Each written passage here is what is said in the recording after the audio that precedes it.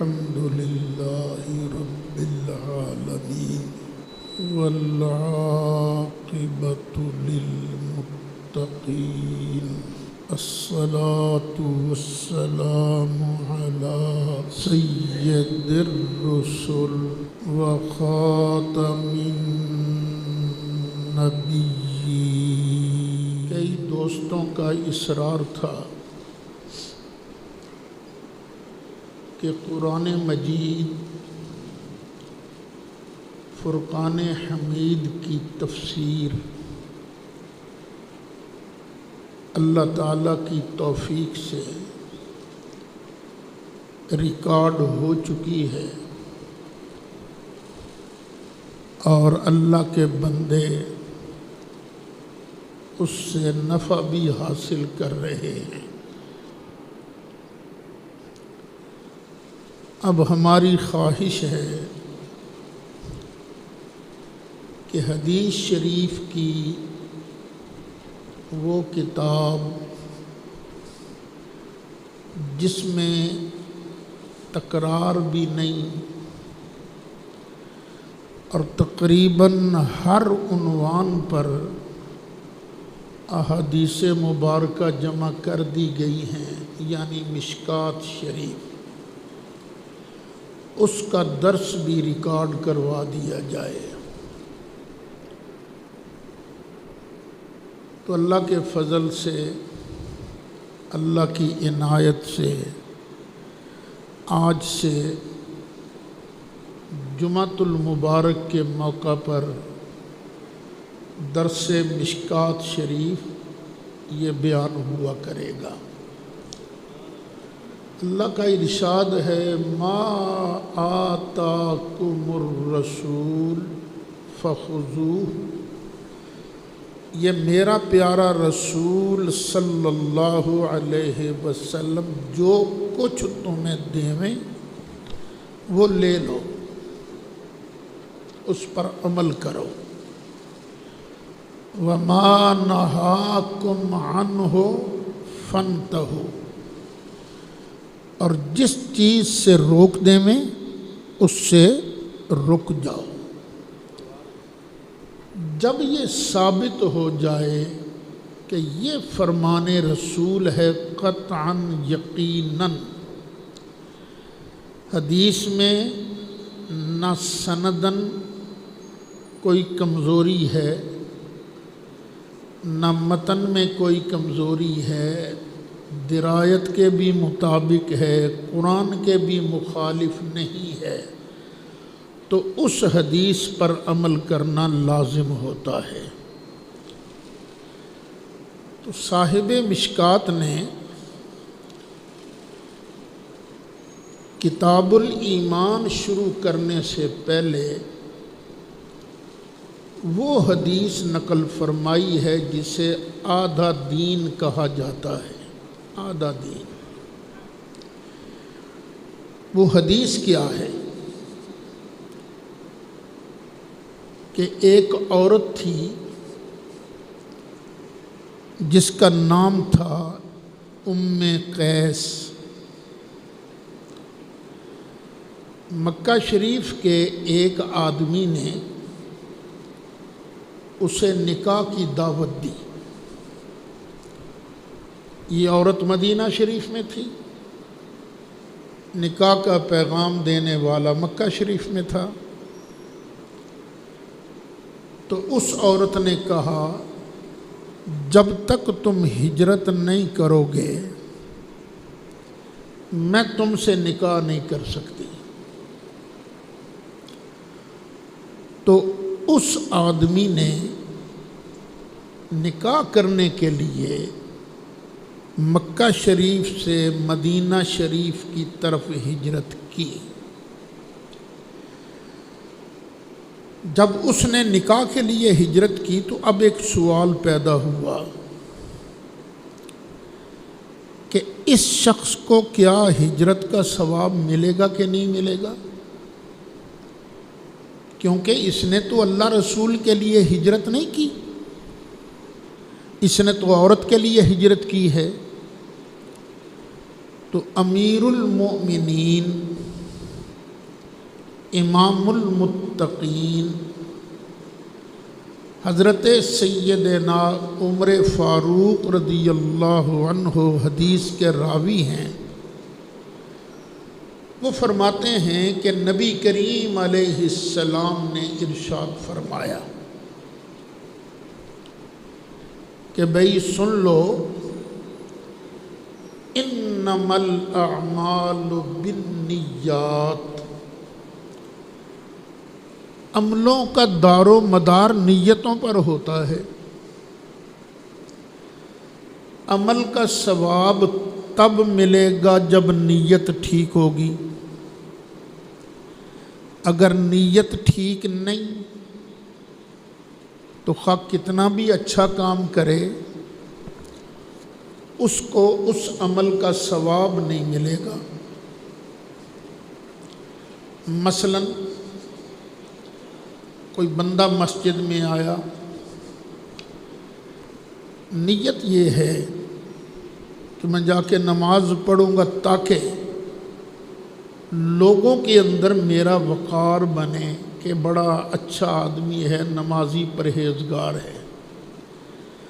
اللہ کی رضا مقصود نہیں، تو اب اگر وہ کتنی ہی رکعتیں پڑھے، کتنے نفل پڑھے، اس کو نماز کا ثواب نہیں ہوگا، کیونکہ نیت ٹھیک نہیں ہے۔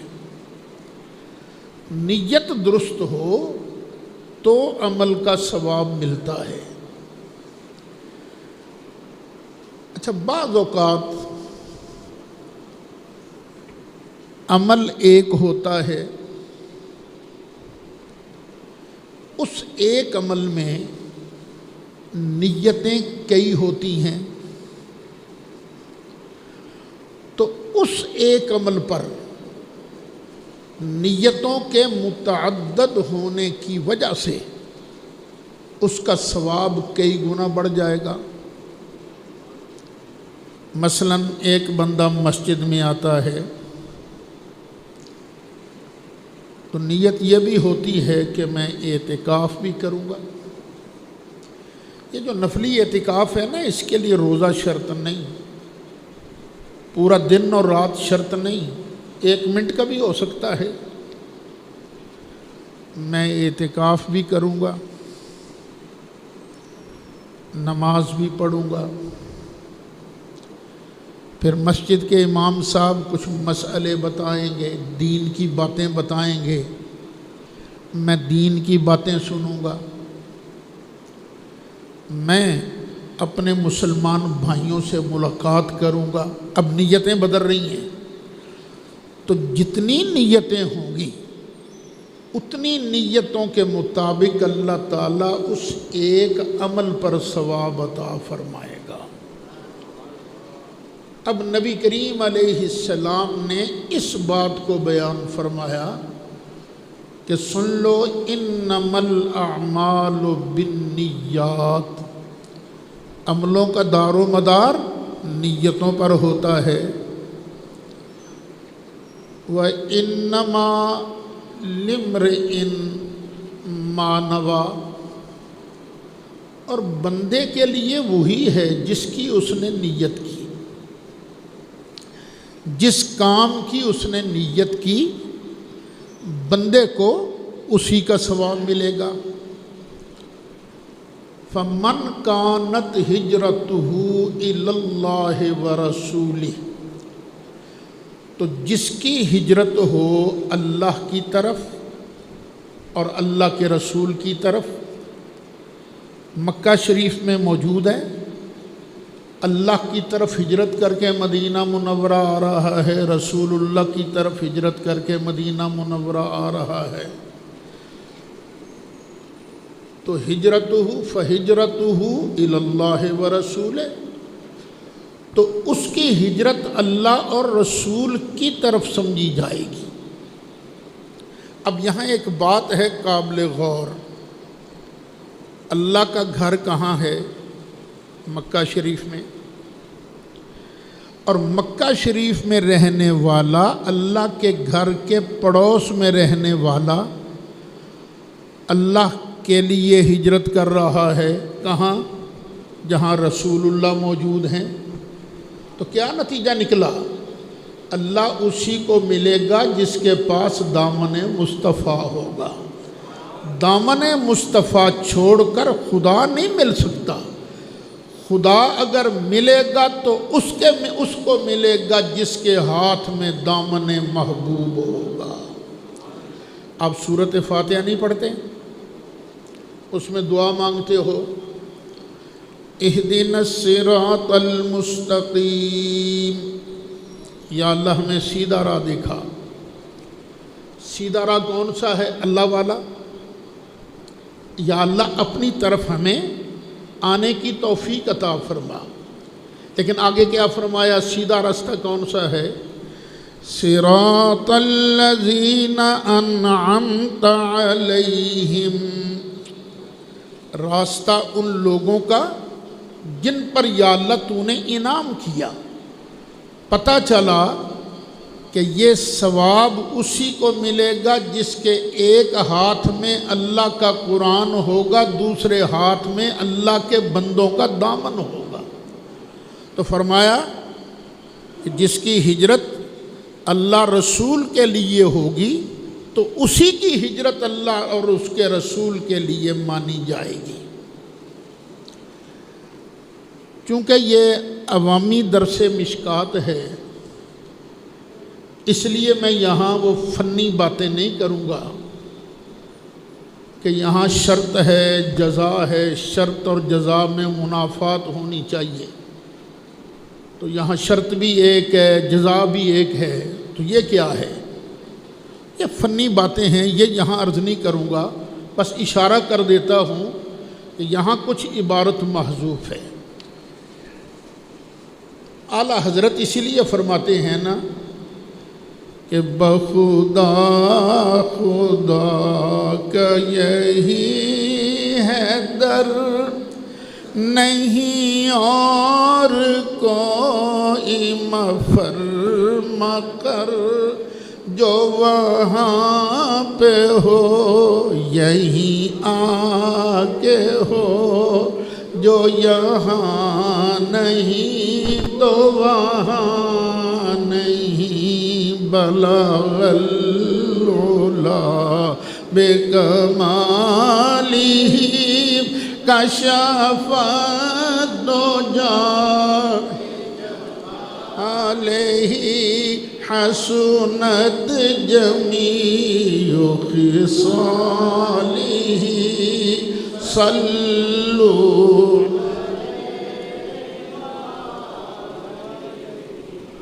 ومن كانت ہجرته الى دنیا یصیبها، اور جس کی ہجرت ہے دنیا کی طرف کہ دنیا اسے ملے گی، او امرأۃ یتزوجها، یا کسی عورت کی طرف کہ وہ اس سے نکاح کرے گا، فہجرتہ الی ما ہاجر الیہ، تو اس کی ہجرت اسی کے لیے ہوگی جس کے لیے اس نے ہجرت کی ہے۔ دنیا کے لیے ہجرت کی ہے تو ہجرت کس کے لیے گنی جائے گی؟ دنیا کے لیے۔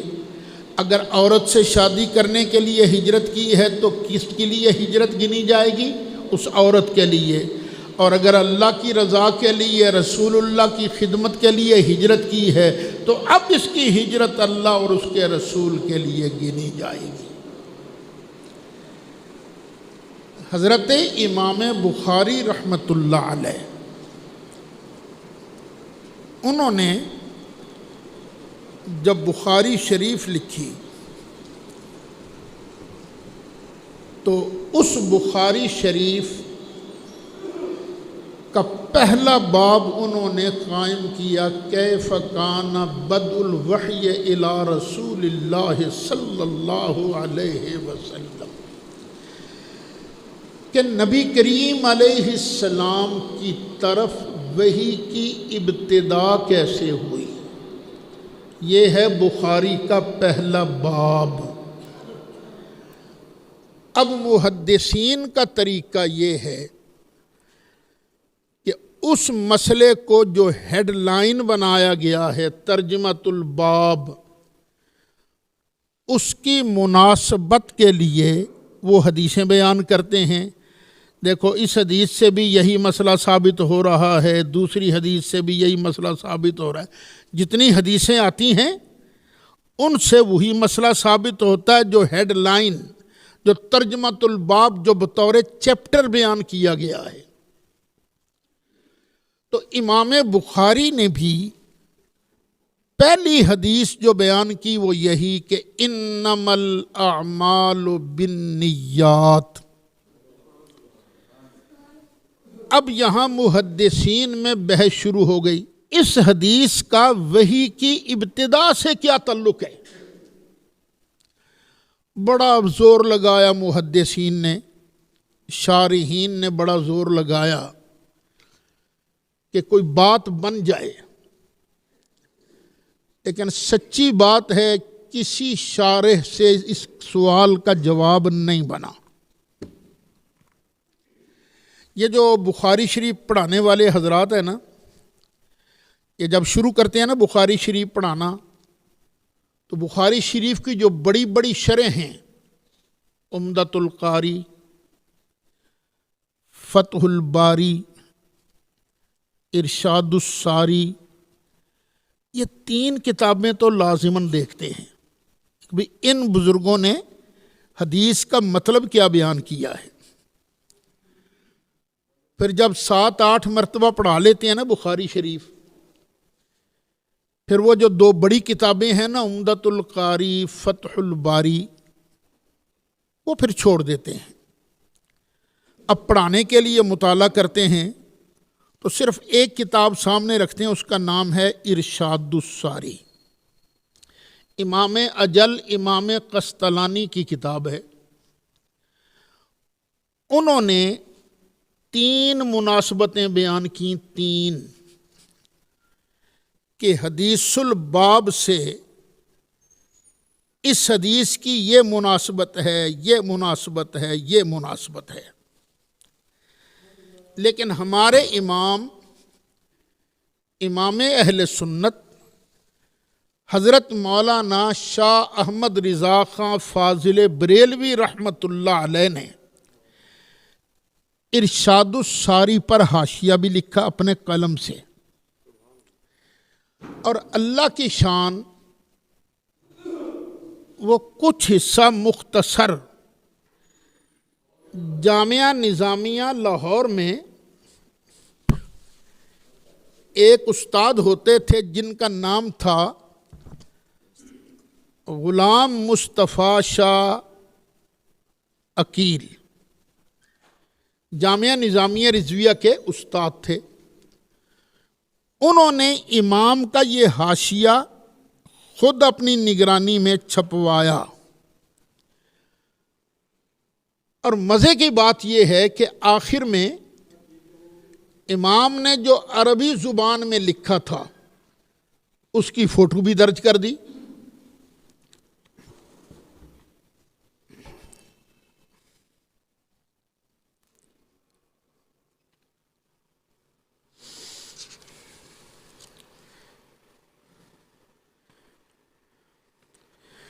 یہ ہے امام کا رسم الخط، کتنا شاندار خط ہے، یہ ہینڈ رائٹنگ امام کی اپنی، اس کی فوٹو لی، آگے عربی ہے اور شروع میں اس کا ترجمہ ہے۔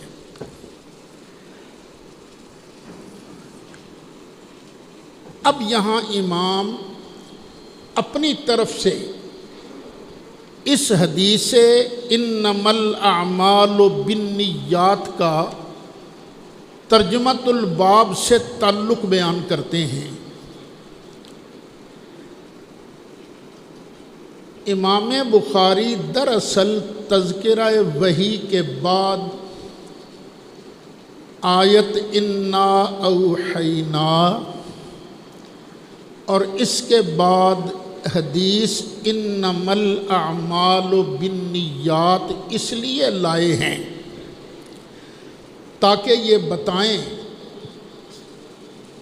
کہ حضرت صلی اللہ تعالی علیہ وسلم قلب کی تمام گہرائیوں سے ذات باری کی طرف یوں متوجہ تھے کہ غیر کی طرف توجہ کا کھٹکا بھی نہ تھا۔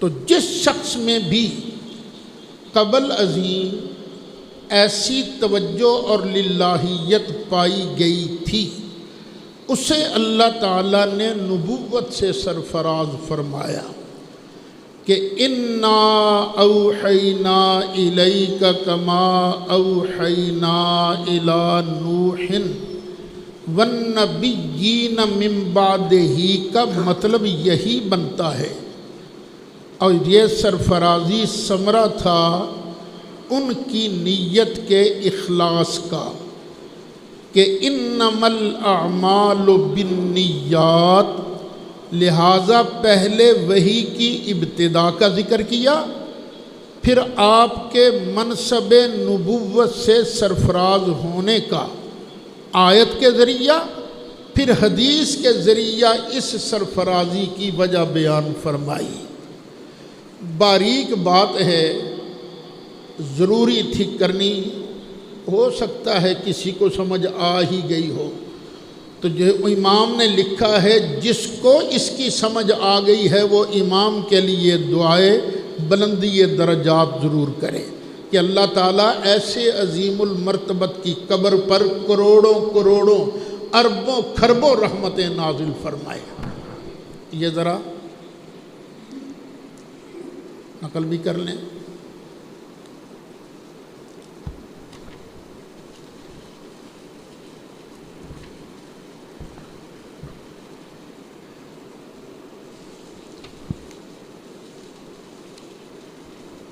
اور یہ ٹائٹل پیج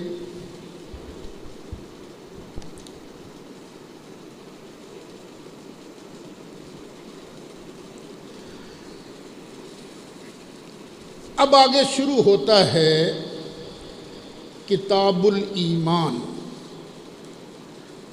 اور اس حدیث کے راوی بھی امیر المومنین حضرت سیدنا فاروق اعظم رضی اللہ عنہ ہیں۔ قال، حضرت عمر نے فرمایا، بینما نحن عند رسول اللہ صلی اللہ علیہ وسلم ذات یوم، ایک دن ہم نبی کریم علیہ السلام کے پاس بیٹھے ہوئے تھے، اذ طلع علینا رجل، کہ اچانک ایک مرد ظاہر ہو گیا۔ اس مرد کی حالت کیا تھی؟ شدید و بیاض الثوب، بڑے سونے سفید کپڑے پہنے ہوئے تھا۔ شدید و سواد الشعر، اس کے بال بڑے سیاہ کالے تھے۔ لا یرا علیہ اثر السفر، اگر یہ باہر سے کہیں آیا ہوتا تو سفر کے نشانات تو ضرور ہوتے نا اس پر۔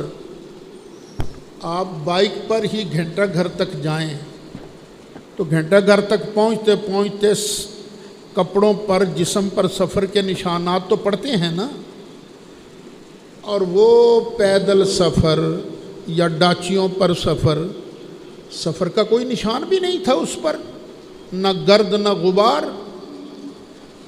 ولا يعرفه منا احد، اور اگر وہ مدینہ شریف کا ہوتا تو کوئی نہ کوئی تو اس کو پہچانتا نا، تو اس کو پہچان بھی کوئی نہیں رہا تھا۔ سمجھ گیا یہ آنے والا کوئی انسان نہیں ہے، یہ اللہ کا فرشتہ ہے۔ حتی جلس الی النبی صلی اللہ علیہ وسلم، وہ بندہ آیا نبی کریم علیہ السلام کے پاس آن کر بیٹھ گیا۔ سرکار دو زانو تشریف فرما تھے، فَأَسْنَدَ رُكْبَتَيْهِ إِلَىٰ رُكْبَتَيْهِ، تو اس نے اپنے گھٹنے سرکار کے گھٹنوں کے ساتھ ملا دیے، وَوَضَعَ كَفَّيْهِ عَلَىٰ فَخِذَيْهِ، اور اپنے دونوں ہاتھ یوں کر کے سرکار کی رانوں پر رکھ دیے، جس طرح بڑا پیار کا اظہار ہوتا ہے۔ وَقَالَ يَا مُحَمَّد، اور عرض کیا اے اللہ کے محبوب علیہ السلام، اخبرنی عن الاسلام، ذرا مجھے اسلام کے بارے تو کچھ بتائیے، اسلام کس چیز کا نام ہے؟ تو نبی کریم علیہ السلام نے فرمایا الاسلام، اسلام اس چیز کا نام ہے ان تشہد ان لا الہ الا اللہ وان محمدن رسول اللہ، کہ تو اس بات کی گواہی دے کہ اللہ کے علاوہ کوئی لائق عبادت نہیں۔ جتنے نبی آئے ہیں سب نبیوں نے یہی پیغام دیا ہے کہ عبادت کے لائق صرف اللہ ہے۔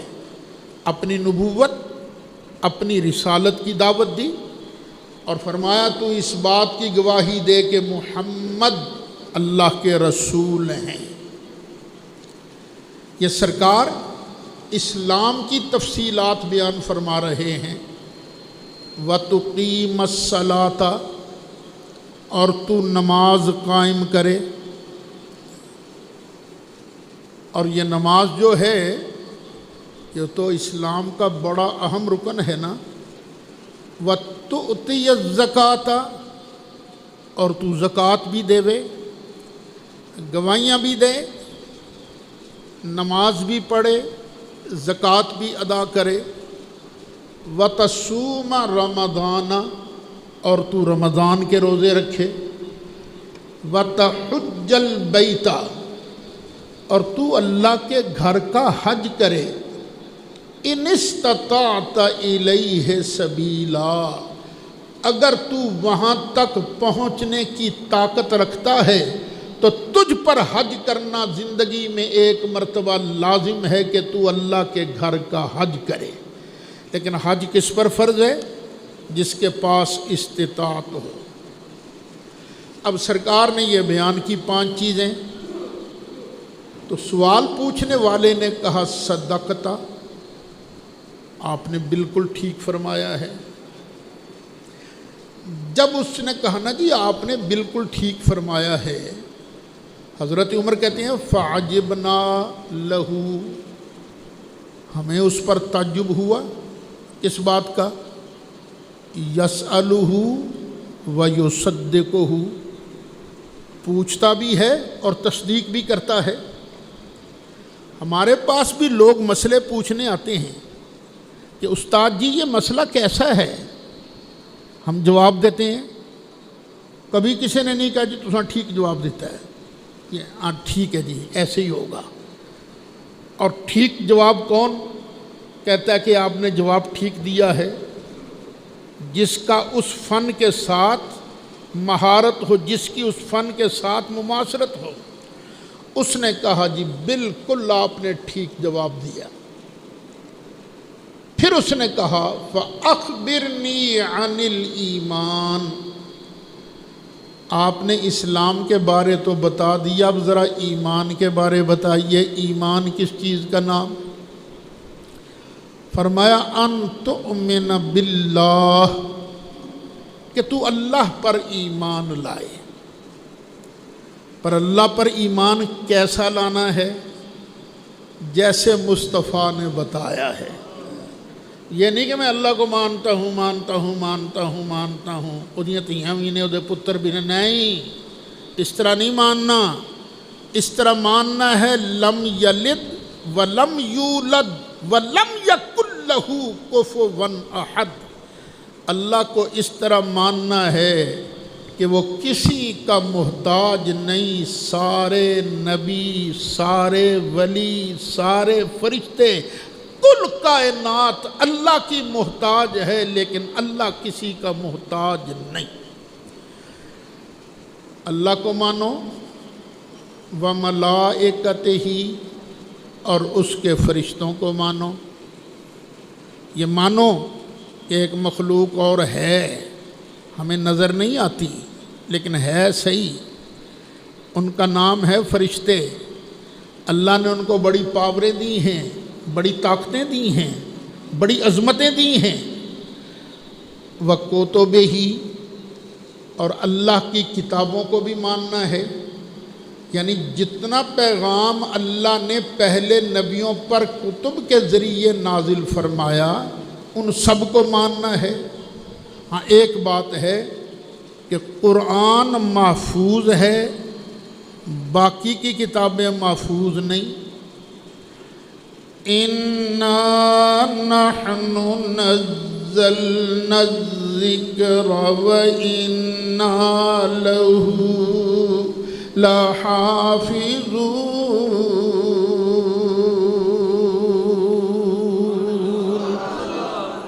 بے شک قرآن کو ہم نے ہی نازل کیا اور ہم ہی اس کی حفاظت فرمانے والے ہیں۔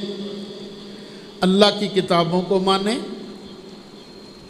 وَرُسُلِهِ، اور اس کے رسولوں کو مانیں، سب کو مانیں، وَالْيَوْمِ الْآخِرِ، اور قیامت کے دن کو مانیں، وَتُؤْمِنَ بِالْقَدَرِ خَيْرِهِ وَشَرِّهِ، اور تو مانے اچھی اور بری تقدیر کو، کہ یہ تقدیر جو ہے یہ ساری کی ساری اللہ کی طرف سے ہے۔ اچھی بات بھی اللہ کی طرف سے ہے، بری بات بھی اللہ کی طرف سے ہے۔ صرف اتنا ہے کہ ادب کا تقاضا کیا ہے، اچھی بات کو اللہ کی طرف منسوب کرو اور بری بات کو شیطان کی طرف منسوب کرو، وگرنہ سب کا خالق مالک کون ہے؟ اللہ۔ اس بات پر تم نے ایمان لانا ہے، تقدیر کو ماننا ہے۔ نبی کریم علیہ السلام نے ارشاد فرمایا، ان اول ما خلق اللہ القلم، اللہ نے قلم کو پہلے پیدا فرمایا۔ جب پیدا فرمایا، فقال له اکتب، اللہ نے قلم کو آرڈر دیا، چل لکھ۔ قلم نے آگے سے عرض کیا، ماذا اکتب، یا اللہ میں کیا چیز لکھوں؟ اللہ نے فرمایا، اکتب بالقدر، میں اللہ کی تقدیر کو لکھ دے۔ فَكَتَبَ مَا كَانَ وَمَا هُوَ كَائِنٌ إِلَى الْأَبَدِ، جو کچھ ہونا، جو کچھ ہو چکا تھا قلم نے وہ بھی لکھ دیا، جو کچھ ہونا تھا قلم نے اس کو بھی لکھ دیا۔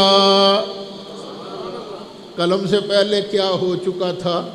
اللہ نے محبوب کا نور پیدا کیا تھا، وہ بھی لکھا۔ آج کا جمعہ کا خطبہ یہ بھی قلم نے اس میں لکھا۔ ہر بندے پر جو جو حالات گزرتے ہیں قلم نے اس کو بھی لکھا۔ قیامت تک سب کچھ اللہ تعالیٰ نے، اللہ تعالیٰ کے حکم سے قلم نے لکھ دیا۔ نبی کریم علیہ السلام نے فرمایا، اوے آنے والے، تو نے پوچھا ہے ایمان کس چیز کا نام ہے؟ ایمان نام ہے اللہ کو ماننے کا، اللہ کے فرشتوں کو ماننے کا، اللہ کی کتابوں کو ماننے کا، اللہ کے رسولوں کو ماننے کا، قیامت کے دن کو ماننے کا، اور اللہ تعالیٰ کی طرف سے اچھی بری تقدیر کے ماننے کا۔ یہاں پر ایک سوال پیدا ہوتا ہے، اکثر لوگ کرتے ہیں، خاص طور پر یوتھ، وہ جی اسی جو گناہ کر لئیے تے اللہ نے لکھے یہ نا ساڈا کی قصور ہے دیکھ، ہم تو جو کچھ کرتے ہیں نا تقدیر کے مطابق ہوتا ہے، تو ہمارا اس میں قصور کیا ہے؟ اب اس کا صحیح مطلب سمجھو۔ آپ کو ایک کہانی سناتا ہوں، پتہ نہیں سچی ہے کہ جھوٹی، اخبار میں پڑھی تھی۔ ہمارے یہاں ایک پروفیسر صاحب پڑھایا کرتے تھے شروع میں نا، پروفیسر عبدالحمید نثار رحمۃ اللہ علیہ، انہوں نے بھی سنائی تھی کہ جہانگیر بادشاہ ایک مرتبہ اپنی باراندری میں بیٹھے ہوئے تھے، اچانک انہوں نے کہا شاہی نجومی بلایا جائے۔ نجومی صاحب آ گئے، جہانگیر بولا، کہنے لگا ما بدولت اس باراندری سے باہر جانا چاہتے ہیں، ذرا حساب لگا کے بتایا جائے کہ ہم کس دروازے سے باہر جائیں گے۔ نجومی نے کہا لو مارا گیا، اگر میں کہتا ہوں ادھر سے جاؤ گے تو یہ ادھر سے نکل جائے گا۔ شاہی آرڈر تھا، اس نے حساب کتاب کیا، کاغذ میں لکھا اور طے کر کے بادشاہ کی طرف بڑھایا۔ بادشاہ سلامت، یہ کاغذ جیب میں ڈالیں اور جس دروازے سے چاہیں باہر نکل جائیں، اور یہ میرا لکھا ہوا کاغذ باہر جا کر پڑھیں۔ اس نے کہا بہت اچھا۔ پھر اس نے آرڈر دیا کہ شاہی مستری بلائے جائیں۔ مستری مزدور آ گئے، کہنے لگا شمال مشرق کے 3 دروازے توڑ کر نیا دروازہ بنایا جائے۔ شمال مشرق کے 3 دروازے توڑ دیے گئے، ایک ہی دروازہ بنا اور بادشاہ ٹہلتا باہر نکل گیا۔ باہر نکلا تو اس نے کاغذ کھولا تو کاغذ پر لکھا ہوا تھا بادشاہ سلامت ان دروازوں میں سے کسی دروازے سے باہر نہیں جائیں گے، بلکہ شمال مشرق کے 3 دروازے توڑ کر ایک نیا دروازہ بنایا جائے گا اور بادشاہ سلامت اس میں سے گزر کے جائیں گے۔ کہانی ختم ہو گئی۔ اب فرمائیے کہ بادشاہ اپنی مرضی سے باہر گیا تھا یا نجومی کے مجبور کرنے سے؟ اپنی مرضی سے، لیکن ہوا ویسے نہیں جیسے نجومی نے لکھا تھا، ویسے ہی ہوا۔ یہ بادشاہ مجبور نہیں تھا، یہ نجومی کے علم کا کمال تھا۔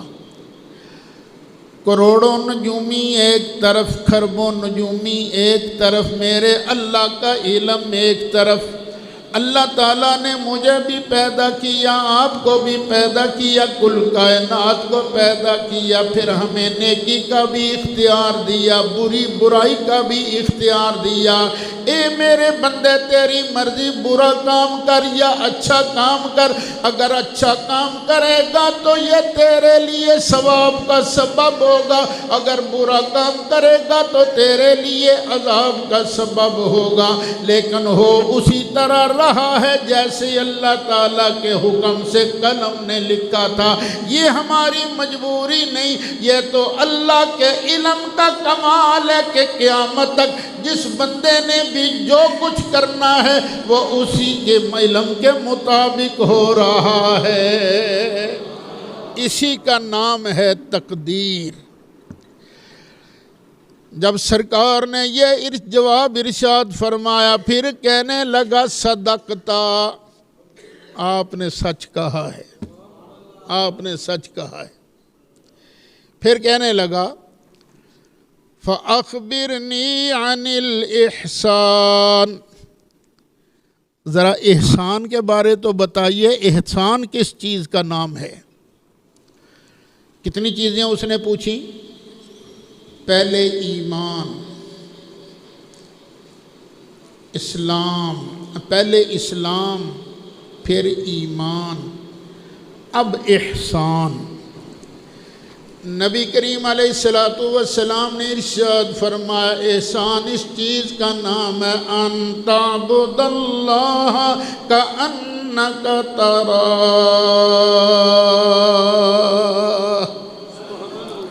جمعہ کی نماز پڑھنے کے لیے آنے والوں غور سے سنو، نبی کریم علیہ السلام نے فرمایا اللہ کی تو نے عبادت اس طرح کرنی ہے گویا کہ تو اسے دیکھ رہا ہے۔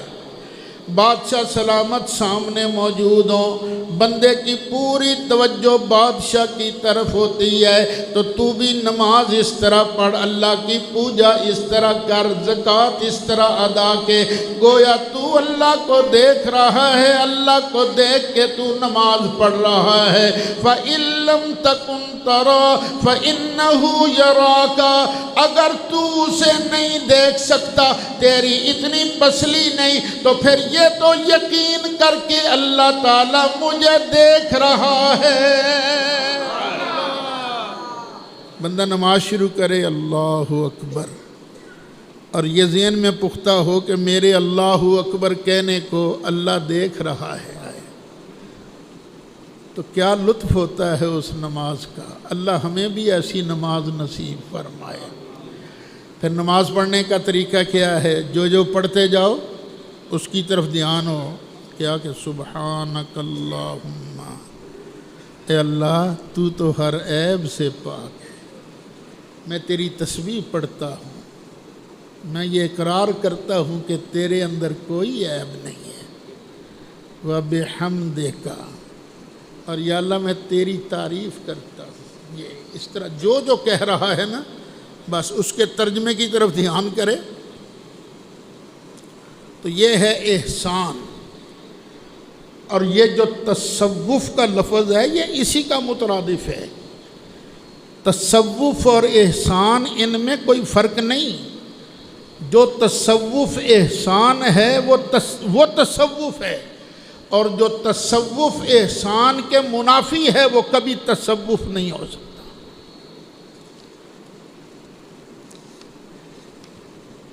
جب نبی کریم علیہ السلام نے یہ جواب ارشاد فرمایا تو اب اس نے پھر پوچھا فَأَخْبِرْنِي عَنِ السَّاعَةِ، ذرا قیامت کے بارے تو مجھے بتائیے، قیامت کب آئے گی؟ نبی کریم علیہ السلام نے ارشاد فرمایا مَل مَسْئُولُ عَنْهَا بِأَعْلَمَ مِنَ السَّائِلِ، جس سے پوچھا گیا ہے وہ پوچھنے والے سے زیادہ نہیں جانتا۔ پوچھا گیا ہے مجھ مصطفیٰ سے، اور پوچھنے والا تو ہے، تو بھئی اس مسئلے میں ہم دونوں برابر ہیں۔ اب یہاں ہمارے مخالفین یہ معنی کرتے ہیں، ہمارے کچھ اپنے بھی، کہ نبی کریم علیہ السلام نے فرمایا نہ تو جانتا ہے نہ میں جانتا ہوں قیامت کب آئے گی، تجھے بھی خبر نہیں مجھے بھی خبر نہیں۔ اگر کوئی اس طرح کا ترجمہ کرے تو ہم اس پر فتویٰ نہیں لگا سکتے، کیونکہ کئی علماء کا یہی عقیدہ ہے، ظاہری علماء کا، اور جو علماء باطنی ہیں، جو اندر والی بات جانتے ہیں، جن کا دل اللہ نے روشن کر رکھا ہے، وہ کہتے ہیں اس کا مطلب یہ ہے جانتا میں بھی ہوں جانتا تو بھی ہے، لیکن ان لوگوں کو بتانے کی بات نہیں ہے۔ میرے پاس ایک مرتبہ یہی مدرسہ میں ایک دیوبندی مولوی صاحب جو فوت ہو چکے ہیں مناظرہ کے لیے آئے، اور انہوں نے میرے سامنے یہی حدیث پڑھی، دیکھو تم کہتے ہو نبی پاک علیہ السلام کو اللہ تعالیٰ نے قیامت کا علم دیا ہے، لیکن یہ جو حدیث جبریل ہے، اس حدیث جبریل کے اندر نبی کریم علیہ السلام فرماتے ہیں مَل مَسْئُولُ عَنْهَا بِأَعْلَمَ مِنَ السَّائِلِ، یہ جس سے پوچھا گیا ہے پوچھنے والے سے زیادہ نہیں جانتا، مطلب یہ ہے کہ نہ تو جانے نہ میں جانوں۔ میں نے کہا جی یہ آپ نے مطلب کہاں سے نکال لیا؟ مطلب تو یہ بھی ہو سکتا ہے جانتا تو بھی ہے جانتا میں بھی ہوں، دونوں مطلب ہو سکتے ہیں نا۔ کہ پھر آپ نے کس بنیاد پر یہ کہا کہ جانتا تو بھی ہے جانتا میں بھی ہوں، یہ آپ نے کہاں سے مطلب نکالا؟ میں نے کہا جی اسی حدیث سے، کیونکہ آنے والے سوال کرنے والے نے آگے نبی کریم علیہ السلام سے پوچھا فَأَخْبِرْنِي عَنْ أَمَارَاتِهَا، اے پیارے محبوب اگر فکس تاریخ نہیں بتانی تو 4 نشانیاں تو بتا دیجئے۔ آئے ہائے، نشانیاں اسی سے پوچھی جاتی ہیں جس کو چیز کا پتہ ہو، جس کو پتہ نہ ہو وہ نشانیاں بتا نہیں سکتا۔ کوئی آدمی آئے اور مجھے کہے میں نے آپ کے مدرسہ میں آنا ہے، مجھے نشانیاں تو بتا دیجئے، میں نشانیاں اس لیے بتا سکوں گا کہ مجھے اپنے مدرسے کے محل وقوع کا پتہ ہے، اگر مجھے پتہ نہ ہو محل وقوع کا میں نشانیاں نہیں بیان کر سکتا۔ اس نے نبی کریم علیہ السلام سے پوچھا آقا اگر قیامت کی فکس تاریخ نہیں بتانی تو نہ بتائیے، چند نشانیاں تو بتا دیجئے۔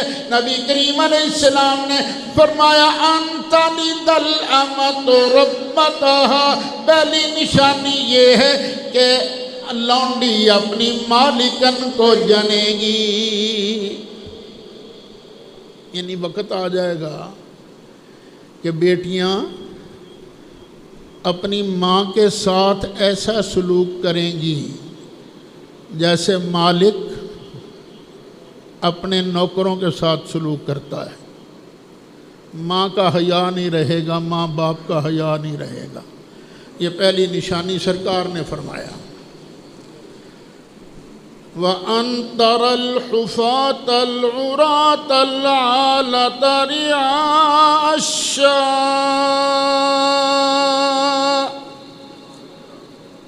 وہ لوگ جو ننگے پاؤں والے ہیں، جوتے بھی نہیں جن کے پاس کپڑے بھی نہیں، ننگا جسم ہے، محتاج ہیں، وہ بکریوں کے ریوڑ چراتے نظر آئیں گے۔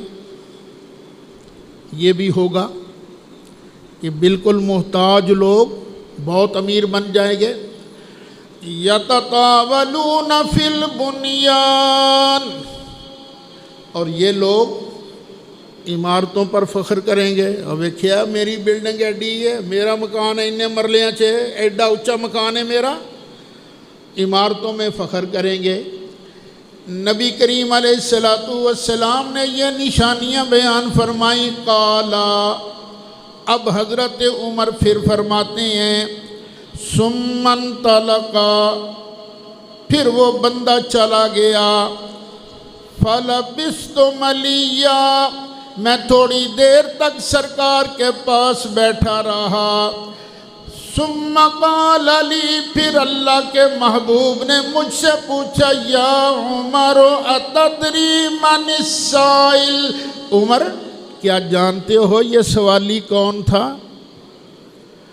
قلت اللہ ورسولہ اعلم، یہ صحابہ کا طریقہ ادب تھا، جب بھی عرض کرتے کل کہتے اللہ ورسولہ اعلم، اللہ اور اس کا رسول بہتر جانتے ہیں۔